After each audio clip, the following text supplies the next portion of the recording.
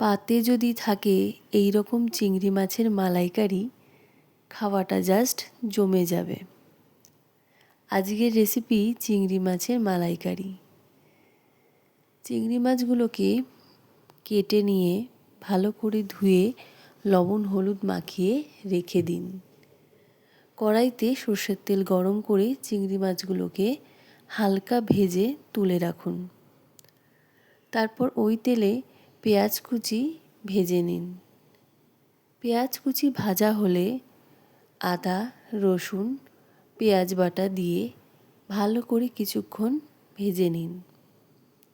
মশলাটা ভাজা হলে হলুদ গুঁড়ো, জিরে গুঁড়ো, ধনে গুঁড়ো, লঙ্কার গুঁড়ো দিয়ে মশলার সঙ্গে ভালো করে মিক্স করে নিন।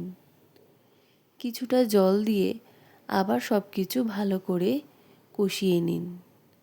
মশলা কষানোর সময় গ্যাসের আঁচ অবশ্যই কম রাখবেন। মশলাটা কষা হয়ে গেলে নারকেলের দুধ দিয়ে দিন। তারপর সব কিছু ভালো করে আরও কিছুক্ষণ নাড়াচাড়া করে নিন। এই সময় স্বাদমতো লবণ ও সামান্য চিনি দিয়ে দেবেন। তারপরে পরিমাণ মতো জল দিয়ে দিন। ঝোলটা ফুটে উঠলে চিংড়ি মাছগুলোকে দিয়ে দিন। কিছুক্ষণ ফোটা হয়ে গেলে ধনেপাতা দিয়ে নামিয়ে দিন।